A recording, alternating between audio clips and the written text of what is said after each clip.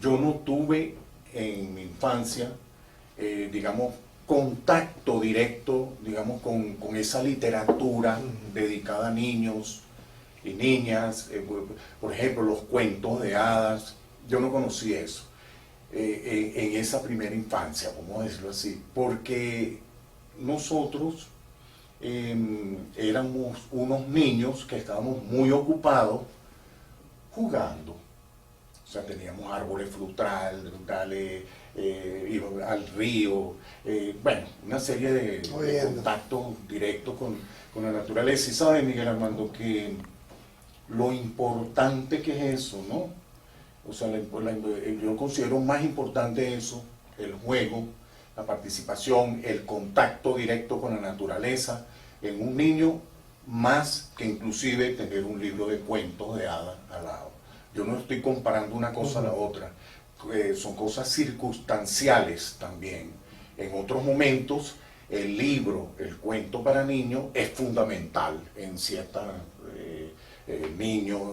etapas, es fundamental, sin negar una cosa a la otra. Aquí no estamos para segmentar ni separar nada, aquí estamos naturaleza, libro, participación, hablamos de conocimientos, pero hablamos también de sensaciones, de emociones, todo está intrínsecamente, digamos, como relacionado.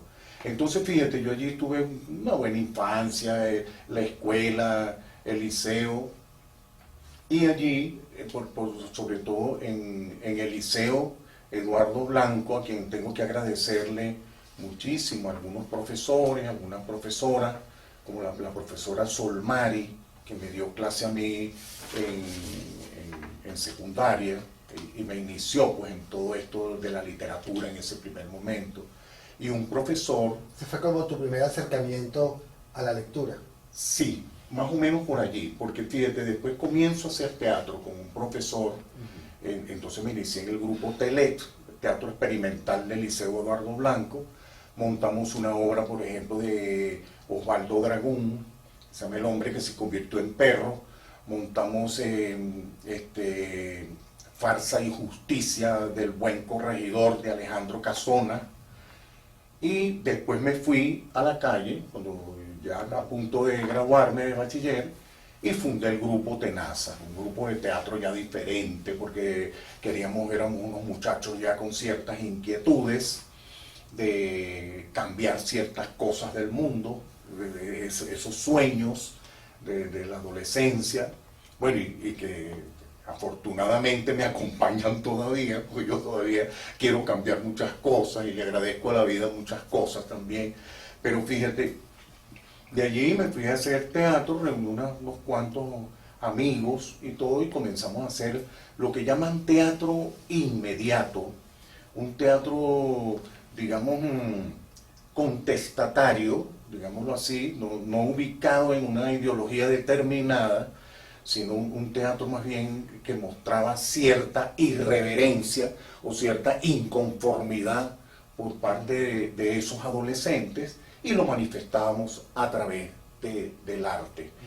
Ramón Gutiérrez en un momento me dijo: Gabriel, estamos actuando, estamos haciendo teatro, pero tenemos que leer.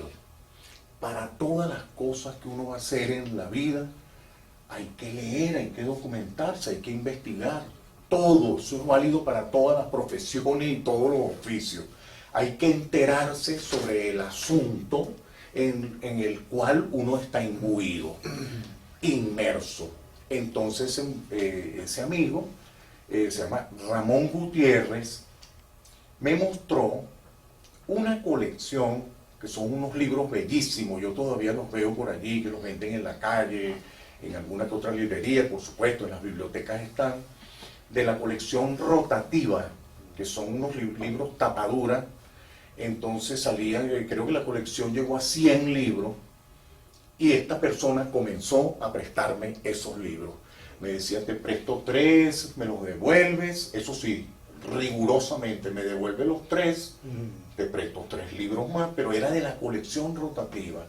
De ahí recuerdo, fíjate bien, La guerra secreta del petróleo, El mono desnudo de Demos Morris, Recuerdos del futuro, El shock del futuro, y etcétera, etcétera, una cantidad de libros, y eso me despertó a mí una cantidad de cosas. Debo decir algo que a veces, yo no sé, yo he escuchado bastante personas que están vinculadas, digamos, al trabajo, al oficio, a esa gran emoción como es la escritura, en el ámbito, por supuesto, literario, artístico, y leen bastante literatura, cosa que debe ser así, pues lo que estaba hablando anteriormente. Hay que investigar sobre el asunto que uno hace.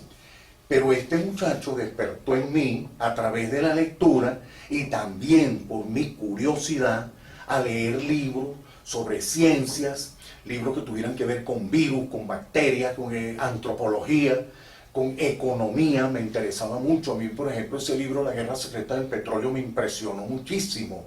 Ese libro se publicó en 1968 y es cuando se le dice al mundo por primera vez que del petróleo se obtienen 300.000 derivados. Y fíjate que en la actualidad creo que pasa de 2.200.000. Entonces son cosas que me fueron uniendo, y por eso mi trabajo, digamos, poético tiene que ver con todos esos elementos, tiene que ver con, para ir concatenando un poco el asunto, las ideas, tiene que ver con el paisaje, ese paisaje de Lara, la naturaleza, tiene que ver con animales, con insectos, con todos esos elementos se van uniendo en el texto literario, pero no caprichosamente, no intencionalmente, ¿Qué edad sino que tenía? sí, 14, 15, 16 años. Allí fue donde yo arranqué, digamos, a los 16, 15, arranqué con los trabajos de teatro, me hice lector, comencé a escribir cosas, hacer dibujos, tenía una gran inquietud por dibujar, agarraba lápices, compraba las rapidógrafos, yo quería, entonces era una cosa que mi mamá, chico, decía cuando me iban a buscar los muchachos que venían en una bicicleta y todo, buscando a uno pues para pasear, para ir por ahí. Entonces mi mamá decía, búsquenlo allá atrás en el cuarto, ese cuarto que en las casas llaman como el cuarto de los peroles, ¿no? Ese cuartico que va acumulando la gente cosas. Entonces me la pasaba yo, y ahí tenía, por ejemplo, blog de dibujos, tenía lienzos, porque yo trabajaba con óleo también, pero tenía libretas de notas para anotar las cosas de teatro, libros. Entonces es una inquietud, pues. Yo dije, bueno, ¿cuál sería entonces mi carrera? Pues estudiar castellano y literatura.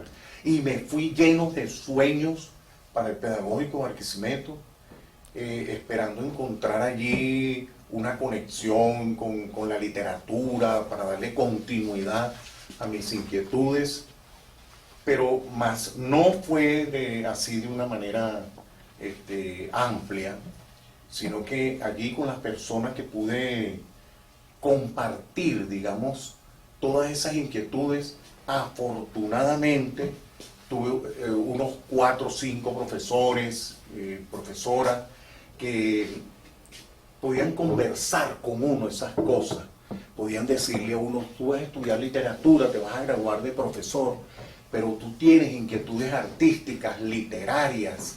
Entonces se sentaban a conversar con uno todas esas cosas, y yo tengo que nombrarlos, porque ese profesor es Trino Borges, Fran Ortiz, el poeta Edith Rafael Pérez, el poeta Naudi Enrique Lucena, la profesora Mirta Romero y Dilcia Potencia. Fueron los profesores que a mí me orientaron, pues me canalizaron todas esas inquietudes. Entonces allí no me desvié de mis artes escénicas, y entonces fundo con el amigo Sidney Aranguren, fundamos el grupo Perol. El grupo Perol, que participó en todos los movimientos teatrales ahí en Barquisimeto. No olvidemos que esta es una información buena de darla, que en Barquisimeto, para una época, existían 35 grupos de teatro de barrio que se llamaba la UCTB, Unión Cultural de Teatros de Barrio. Y fue un movimiento popular, un movimiento cultural hermosísimo. Y me fui a hacer talleres literarios, que esa es otra etapa de mi vida, así que me acompaña hasta hoy. Hasta hoy me acompaña. Yo en este momento yo estoy dando talleres en liceos, doy charlas, bueno, en algunos sitios por allí, culturales, lugares. Pero fíjense, de allí fui a dar talleres, no digamos literarios, porque yo nunca caí en ese ámbito, digamos, como tan rígido. Vamos a hacer un taller literario. No, taller literario no. Vamos a hacer un taller que tenga que ver con la conversa. Vamos a conversar. Y de allí vemos qué puede surgir. Sacar ideas. Bueno, que aquí la inclinación es la escritura. Bueno, vamos entonces a tratar de leer, de escribir algo. Pero eso de ir a un taller que yo llevo una carpeta y voy a ver cómo empiezo a escribir los poemas, eso no es así. A mí me parece que es mejor comenzar con la conversa, porque dentro de la conversa alguien comienza a dibujar, alguien canta, alguien es actor, alguien escribe cuentos, poesía, entonces podemos llegar a una cosa más interesante, ¿ves? Entonces, así di talleres, siempre me persiguió esos ámbitos que no tienen mucho que ver con la educación, digamos, formal, sino que, fíjense, por ejemplo, yo di talleres en lo que se llamó en aquella época internados judiciales, o sea, internados para niños, albergue de menores. Ahora tiene otros nombres, ¿no? Centro, no sé, ya le dan otros nombres, en ese tiempo era el INAN y bueno, todo eso. Pero fíjense, talleres en liceos, centros penitenciarios, con menores, también en retenes y cosas de esas, escuelas, colegios, por supuesto. Eso me ha acompañado todo el tiempo, liceos, escuelas, colegios. Entonces, el pedagógico, por ejemplo, cuando yo estuve en el pedagógico, me empeñé en publicar mi primer poemario. Y ese primer poemario lo publiqué en el año 1979, que por cierto no lo tenemos acá ahora, que es Concierto de Pasos. Yo publiqué ese poemario, una poesía que, bueno, según pude verificar después, le hacía falta más trabajo y todo, pero tenía esa poesía, tenía esa frescura, ese lenguaje directo, esa necesidad de querer decir cosas. Porque les cuento algo que considero bien importante, que en el pedagógico, aparte de esas experiencias que tuve yo en teatro con el Grupo Perol y en las clases de literatura con estos poetas y estas profesoras que eran extraordinarias, más no la profesora, la materia de morfosintaxis, que todavía yo no lo entiendo muy bien, ¿verdad?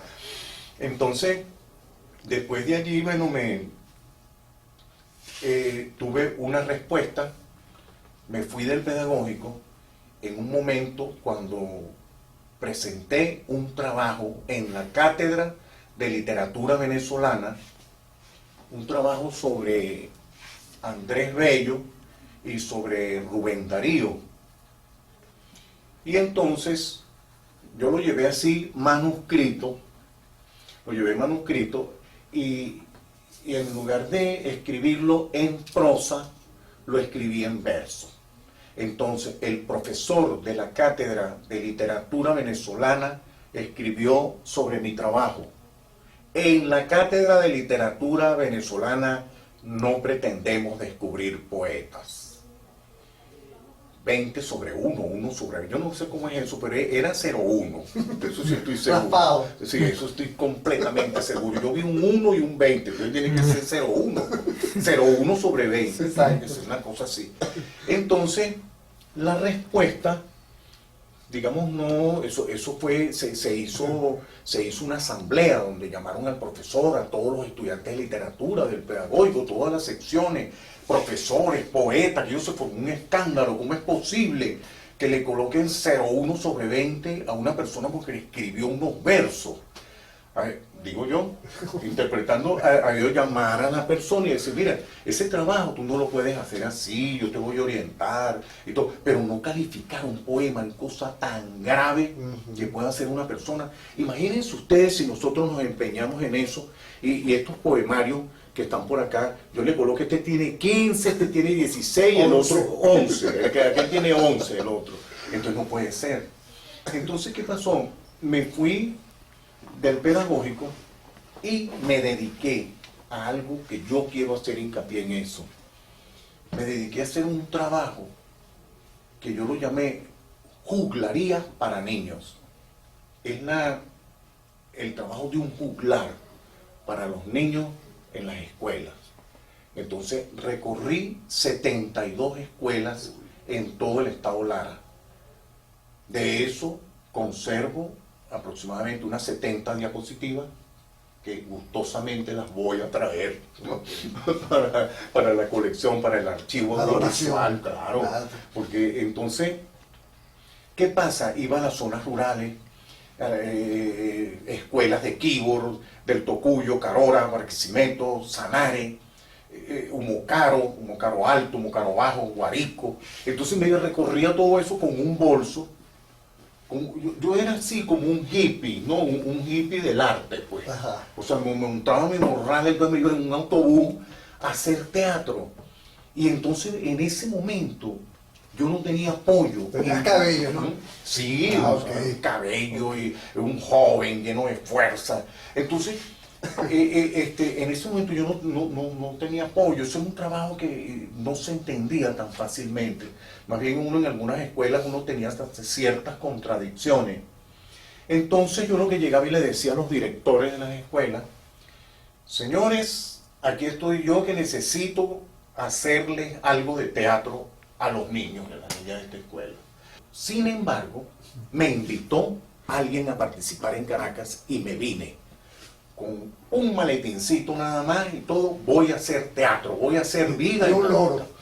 Me voy para allá. Entonces me vine a trabajar con la Compañía Cultural Caracas, con un amigo, actor que falleció hace unos cuantos años, Carlos Mora, un actor que me apoyó muchísimo en mi llegada aquí a Caracas, y montamos una adaptación del Principito de Exupéry, y yo hice 4 personajes allí, y un actor de nombre Juan Carlos hizo otros 4 personajes, porque entonces el director decía, bueno, yo tengo poco dinero para este montaje, entonces qué cosa más económica que 2 actores, uno le hace 4 personajes y el otro 4, 8 personajes entre 2 actores.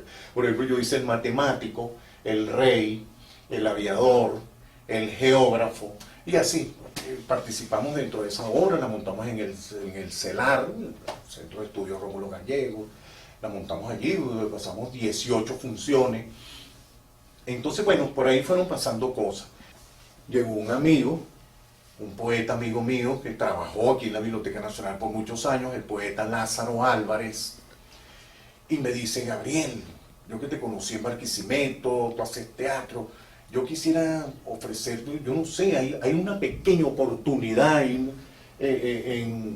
esta institución que no es nada más y nada menos que la Biblioteca Nacional de la República Bolivariana de Venezuela.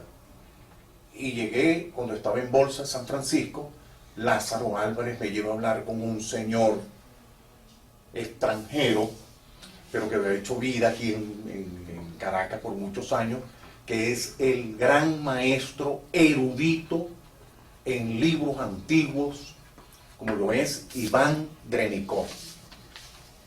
Y me encuentro con un equipo, bueno, ahí me conocí a varias personas y todo, pero déjenme contarle esto que es bien interesante. cuando yo hablé con Iván Drénico, yo iba todo asustado, iba con unos lentes Ray-Ban, una chaqueta, era el teatro, pues así zumbado. Entonces pues, vengo a hablar con el señor, pues a ver si hay un trabajo para mí. Yo lo que necesito es una oportunidad, yo necesito trabajar en algo para sobrevivir, porque vine a trabajar teatro, estaba intentando acercarme al grupo Rajatabla. En ese momento habían ofertas, habían cosas bien interesantes, pero dice, pero ¿y de qué vivo? Claro. Entonces me dice En esa época no daban bolsa. no. Entonces me dice Lázaro, el poeta Lázaro Álvarez, me dice, Gabriel, es para que trabajes en una sección que llaman libros raros. Y, ¿qué es eso? Libros raros, ¿y por qué? No voy a trabajar en ninguna parte, yo no conozco eso. Yo no tengo ni la menor idea de lo que es eso. No, hay unos libros antiguos y todo. No, bueno, vamos a ver cómo es el asunto. Y fui a hablar con Iván Drénico. Mira, una suerte, una cosa tan interesante que me pasó con Iván. Tú sabes que hay personas extranjeras, europeos, y todo, así como españoles también, sobre todo los isleños, que tienen una especie de una muletilla. Por ejemplo, los isleños, que tú eres, Entonces, Drénico, venía de su país por ahí, él tenía una muletilla que era decir sí, decir. Entonces yo me llego a entrevistar con él, le digo, ¿usted cree que yo tengo oportunidad de trabajar aquí? Sí. Pero si hay vacante, sí. Menos mal que no me preguntó otra cosa, pues sí, coño. Entonces yo digo, mira, que es mi oportunidad, yo estoy conociendo a este señor, esto está totalmente positivo. Entonces me dice, señor Iván, ¿puedo contar entonces con...? Sí. Entonces me dice, vaya a las Mercedes, que era la oficina, Macanao, que estaba en la oficina administrativa, y todo, llegué, me encontré con una persona ya, ay Dios mío, como era, Medero, ¿no? Luisa Medero, y me entrevisto con ella divinamente, me atendió muy bien, entonces comienzo yo a hablar, entonces yo le digo, mire, yo necesito trabajar. Entonces el señor, el director que está allá, es un señor muy agradable, muy positivo, que eso es lo que yo necesito ahorita, porque una persona que me diga no, y salgo deprimido de ahí y no me ocurre nada, ¿no? Entonces me llega, ¿pero qué le digo? No, me dijo que había un asistente de biblioteca, un cargo para asistente de biblioteca. Entonces, no, ciertamente, me dijo ella, si hay chale, aquí estoy metido. Y hablo con ella. Mira, yo me emocioné tanto con esa oferta de trabajo, porque estaba en una necesidad pero fuerte. Porque eso de escribir uno lo hace, y de andar en teatro uno lo hace y todo, pero las cuestiones más concretas, tal vez uno a veces se pierde un poco en ese mundo, el mundo, digamos, del material, uno se descuida un poco en esas cosas. Pero en este momento yo no tengo retorno, yo no voy a regresar al estado Lara, no regreso. Hasta que no tengo un buen trabajo, yo no regreso otra vez allá, no, así que no tengo nada que ver con eso.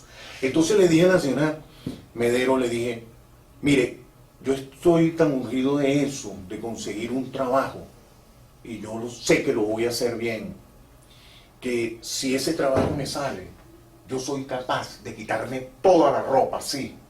En el bulevar de Sabana Grande, me quitaría toda la ropa y salgo caminando por todo ese bulevar. Y fíjate que le di mi teléfono, estaba viviendo en casa de unos amigos, mientras tanto, lo que dice el Principito y esto.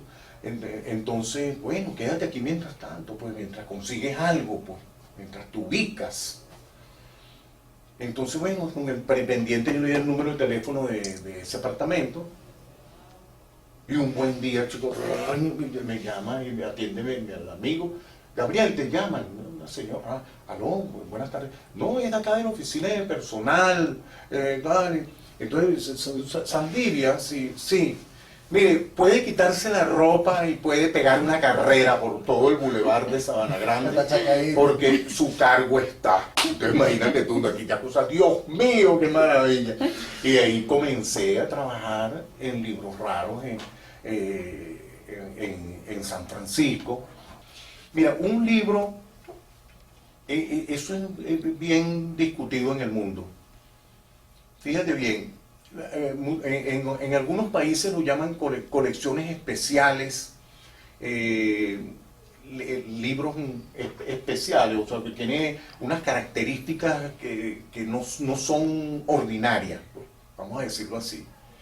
Pero el carácter de rareza tiene muchas aristas. Una de ellas puede ser, digo yo, puede ser la antigüedad.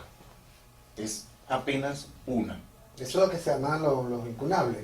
Los incunables. Los incunables se establece un periodo. Ujú.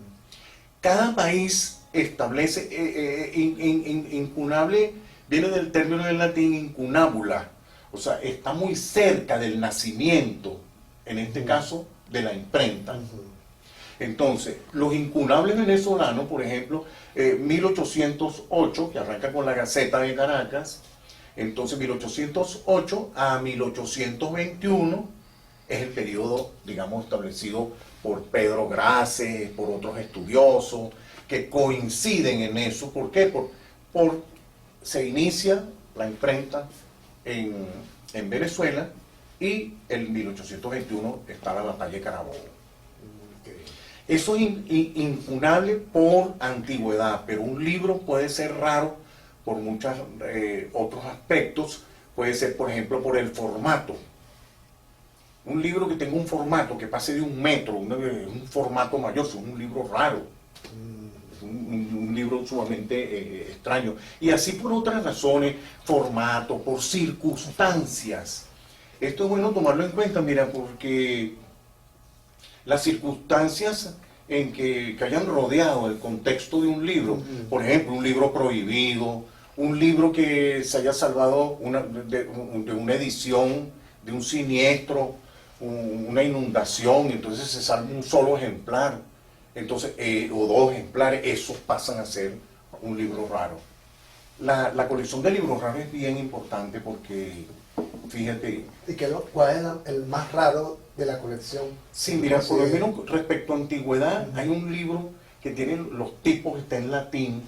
Yo nunca me metí a estudiar fuertemente ese libro. Trata de un problema de una herencia, algo que está tratado allí, que es de 1471. Pero tenemos un libro de 1492, que es la segunda parte de las vidas de Plutarco, con traducción de Alonso de Palencia, que fue quien hizo la primera traducción de Plutarco del griego al español. Entonces, ese libro es tan importante, la segunda parte de las vidas de Plutarco. Si cualquier persona la busca ahorita por bases de datos y por internet, etcétera, va a aparecer, ahí aparece 1492, pero aparece otra edición de 1500 tanto que según estudiosos que están indagando en el asunto, dicen que se trata de la misma edición, pero con una fecha alterada. Porque ese libro pertenece a los incunables de Sevilla, porque forma parte de los 17 primeros impresos sevillanos. La imprenta en Sevilla creo que está para el 1476 por ahí. Sí, 1476 por ahí está. Entonces se inicia y publican esta obra, esta gran obra de Plutarco. En la parte de los manuscritos, fíjate bien, tenemos la parte en sí, la riqueza, vamos a decirlo así, la parte abundante en cuanto a manuscritos es siglo XIX. De la colonia sí tenemos manuscritos de 1783, 1700 tanto. Tenemos uno que es mundial, o sea, universal, vamos a decirlo así, o sea, que llegó de otro país, está escrito en latín, que es un manual de inquisición de 1727, un manual de inquisición donde escrito por un señor llamado Tomás Testi. Yo estuve investigando sobre Testi, pero no lo conseguía, y parece que él fue inquisidor en Nápoles. Entonces con la situación de la Inquisición, no es extraño que ese manual lo estudió García Vaca, lo han estudiado filósofos, gente que se ha acercado con curiosidad y con cierto temor también. Pues yo le tengo mucho miedo a ese libro. Yo cuando daba talleres hacía de promoción de lectura, que llegaba la gente, entonces yo les decía, mire, yo les voy a recomendar este libro, esto y esto. Aquí no es que los esté privándolos a ustedes de la información. Esto es un manual de inquisición, un manual de tortura. Aquí se dice paso por paso qué se tiene que hacer y en qué caso se tiene que hacer cada cosa. Esto es un manual. Sí. Las reglas, cómo hacerlo. Exacto, porque es que mira, aunque suene irónico, y no pretendo hacer humor con esto, pero resulta ser irónica la situación, Sí. porque los inquisidores, el santo oficio, se le convirtió eso en un caos, porque habían torturas que o sea, no se cumplían a cabalidad, pues, lo que quiero decir. Entonces decía, bueno, ¿por qué esa persona no confesó? ¿Por qué esa persona no dijo tal cosa? Porque está fallando. Entonces tuvieron que hacer un manual de inquisición. Para libros raros se necesitan personas más o menos así, ¿entienden? No quiere decir que sean medio locos o nada de eso, pero sino que sean personas, precisamente personas que tú puedes ver que se pueden meter en ese ambiente y no enloquecer. Porque no es fácil vivir entre los sótanos de un teatro. Aquella cosa de noche es como si tú durmieras dentro de una iglesia. Un maniquí, unos telones, una cosa así. Entonces, ¿qué pasa? Que cuando oigo, digo, este es el que yo necesito aquí. Entonces, claro, empecé a caminar por toda esa colección, me ambienté en aquella cosa, el silencio. Entonces, todos los años del mundo metido en ese silencio. Fíjate que como empecé a trabajar en Bolsa San Francisco, una vez se establecieron 2 turnos. ¿Quién toma el turno de la mañana? El turno de la tarde. Entonces el turno de la tarde arrancaba uno como que era de la 1, de las 2 hasta las 8 de la noche. Entonces yo me venía del sitio donde yo vivía en ese momento, era en Palo Verde, me venía en metro, entonces pero salía tarde de allá, entonces casi no estaba en la calle. Salía tarde, me ponía a leer, hacer cualquier cosa allá, entonces me metí en el túnel, entonces salía a las 8 de la noche aquí, el silencio, el raro. Entonces me metí en el túnel para mi casa a dormir y entonces llegó un momento en que me estaba sintiendo muy raro. Entonces llegué en ese momento, yo me voy para la avenida Urdaneta y agarro una camioneta para Petare, chicos. Agarrar la camioneta para mirar por las ventanas y no, claro, porque es que no, ¿verdad? Estoy demasiado encerrado. Entonces por eso te digo que pueden ocurrir cosas. Ahora, fíjate bien, caminar por los sótanos, vamos a decirlo, vamos a suponer en un teatro, de hecho hay una razón, hay un elemento sónico que se hace estudios científicos sobre eso, las ondas sonoras, que en el teatro por las acústicas no le permite que salgan. Las voces se quedan ahí, ¿entiendes? Entonces cuando tú duermes en medio de telones en el escenario, así parece una escena y una obra de teatro, uno dormido 2 horas a la noche ahí, pues estuviera uno actuando. Pero no, está uno durmiendo y está sintiendo todos esos sonidos.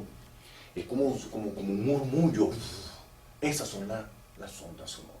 Y eso tiene una explicación científica porque todo telón de fondo está hecho con fibras magnetofónicas que llevan los discos de acetato. Entonces, por eso conserva el sonido. Y las paredes tienen madera por dentro, madera, algodón, tacos, puras materias, corchos, todo lo que le vas a meter allí. Hay un elemento que es muy espiritual. Primero que todo es el recogimiento espiritual, porque tú metido en medio de unos estantes de libros que son de 1500, 1600 y caminan, sobre todo en San Francisco, que las estanterías estaban así pegaditas, son muy estrechas, uno pasaba así en medio de las Biblias, ¿entiendes? Porque había un pasaje que era el de las Biblias, el otro era esto, lo otro. Bueno, mi experiencia personal, yo sí presentí cosas, yo no sé cómo expresarlo, desde el punto de vista espiritual, porque cuando yo caminaba por determinado pasillo, yo volteaba hacia atrás, o sea, volteaba a ver, porque presentía que alguien estaba detrás. Y una vez me asusté tanto porque estaba buscando un libro así todo, y sentí que alguien se paró así detrás, ¿entiendes? Respiro en Así que se queda uno así con el libro y acomodarlo con cuidado, porque puede ser alguien que no, ese libro no, ¿entiendes? Un momentico, o con un hacha así para... Entonces uno por precaución, yo dejé el libro ahí en ese momento, pero siempre se sentían cosas así. Fíjate bien, una vez bajé yo como a las 7 de la noche, del depósito, bajé muy asustado, en verdad, yo sentía, o sea, son sonidos que también lo produce la piel. El pergamino, en altas temperaturas, se tensa, se prensa, y en temperaturas más suaves, más frías, húmedas, se afloja, es como los tambores. Entonces, sí se sentían ruidos así, claro, se sentían otras cosas, eso de las voces, no así como en el teatro, porque el teatro tiene un sistema de acústica y todo, en cambio las estanterías, por la materia prima, por el papel y todo, es todo lo contrario, porque tú puedes gritar de una estantería a la tercera, puede ser que nadie te escuche, ¿entiendes? Porque ¡pum!, te arropa, los libros, uno grita de nada, por eso es que a veces se ha quedado encerrado una persona y nadie lo escucha. La persona ha pasado 2 meses ahí encerrado, 3 meses. Ay, nadie lo va a escuchar. Nadie lo va a escuchar. Entonces, porque esos elementos, fíjate, ahí hay un elemento conector. El teatro, yo viví 5 años prácticamente en un teatro. Y la biblioteca, imagínate tú, todo el día, todos los días metido en la biblioteca, Entonces, es una colección que es especial. Yo, por lo menos, hablando de la Biblioteca Nacional, yo digo que todas las colecciones son importantísimas, con sus características peculiares, etc. Ahora, si nos vamos a una imagen de un río que va más allá de donde yo estaba comenzando la infancia, que es un río que se viene de Mesopotamia, de lo que hoy es Irak, por ejemplo, toda esa parte antigua, los sumerios, el Sumer. Si uno hace un recorrido desde allí, Egipto, todo eso, hasta hoy, entonces uno dice, lo más cercano a eso que hay aquí, en la Biblioteca Nacional, es esa colección de libros raros y manuscritos. En libros raros hay un manuscrito extranjero que está en una vitela, más o menos aproximadamente 50 centímetros por unos 30 y tanto. Una vitela muy bien hecha, muy bien trabajada, una piel pero muy bien trabajada. Tiene las marcas de los pliegues, porque fue guardada como especie de sobre en algún archivo, en alguna biblioteca, no sabemos. Si colocamos esa vitela al reverso, vamos a conseguir una fecha que es 1848. Entonces, uno ve el tipo de escritura en una vitela, es imposible.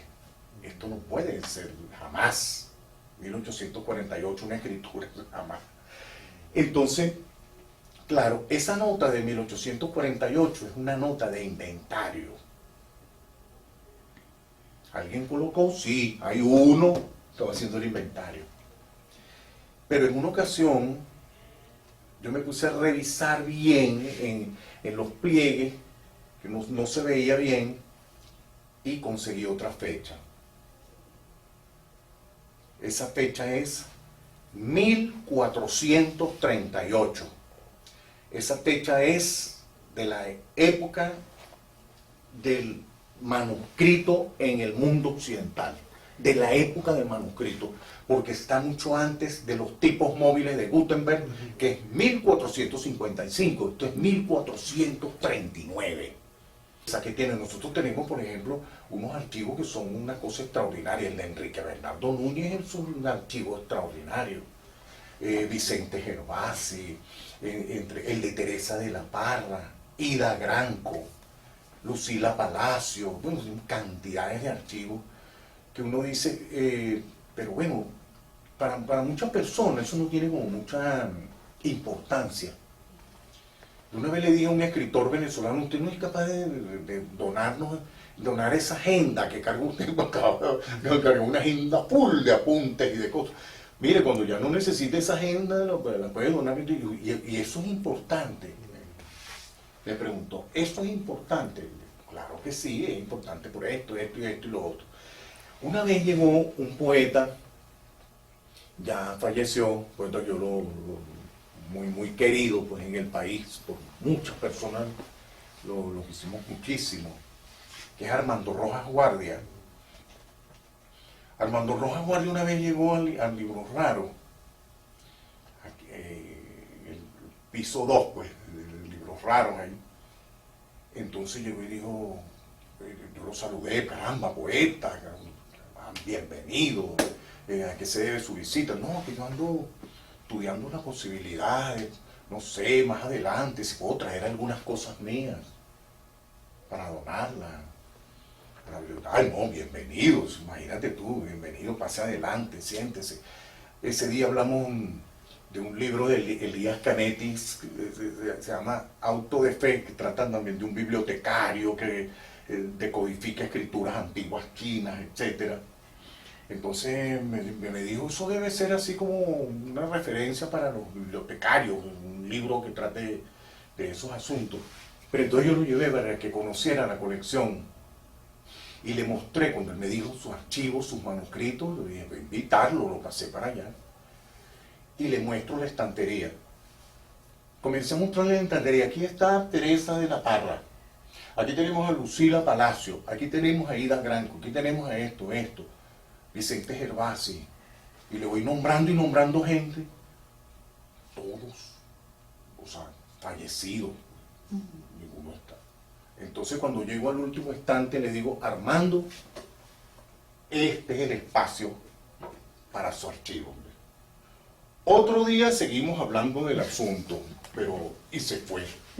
Le pegó la cosa del misterio, de los raros. No, chico, yo me está metiendo en un sarcófago. La gente ya se fue, yo ando vivo. Yo ando vivo todavía. No, otro día conversamos del asunto. No, pero sí donó su manuscrito. Una vez cuando trabajaba allá en la biblioteca en San Francisco, bajé y le dije a Rivas, el investigador, porque eso es el humor en Venezuela, un tremendo investigador. Entonces yo siempre hablaba con él allá y le dije, mire, yo estoy preocupado porque tengo 5 años que no escribo nada. Y lo que estoy escribiendo tiene que ver con la página en blanco, con el trauma pues, de no poder escribir. Entonces le leí una cosita que había escrito en una agenda, pero miren lo que estoy escribiendo, miren, como no puedo escribir, entonces abro la página en blanco. Ajá. Entonces, pero entonces escribían sobre ese asunto, y sobre ese asunto nació el libro Ceniza Inicial.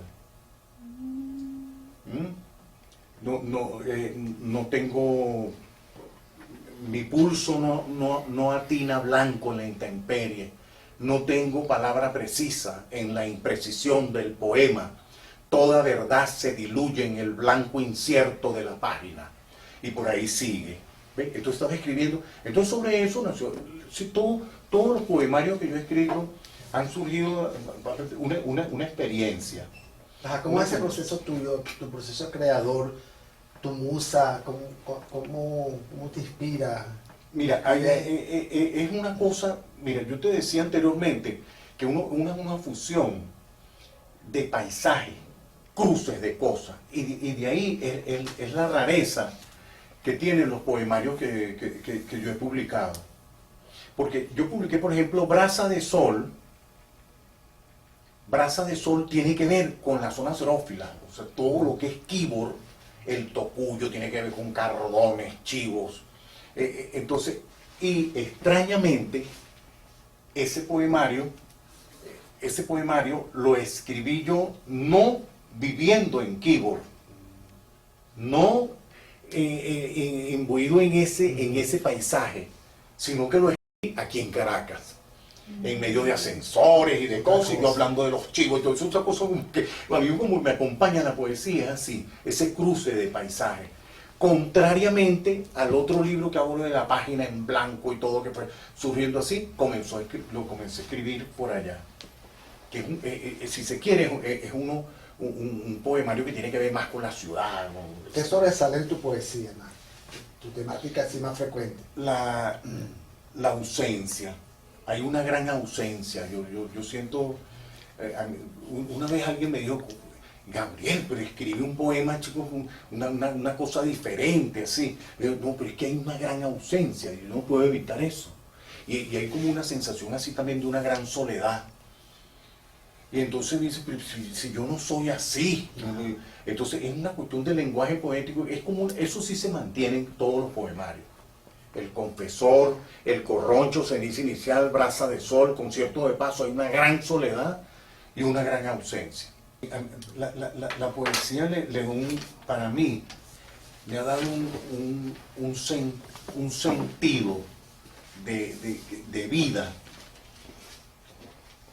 que me abarca y me avasalla, pero me da sentido. Me da sentido porque la poesía a mí me hace sentir, aunque esté llena de soledades, las cosas que escribo, y de ausencia, me hace sentir que estoy en el universo, que estoy en el mundo, no solo, que estoy acompañado siempre, porque la poesía está en todas partes.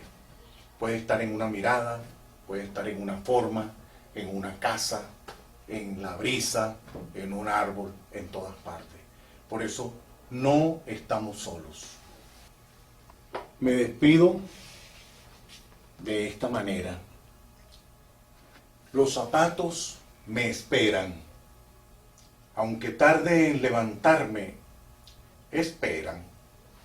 Saben que inevitablemente entraré en sus trenzas, donde me llevarán hoy asfalto caliente, aguas turbias, desperdicios y moscas.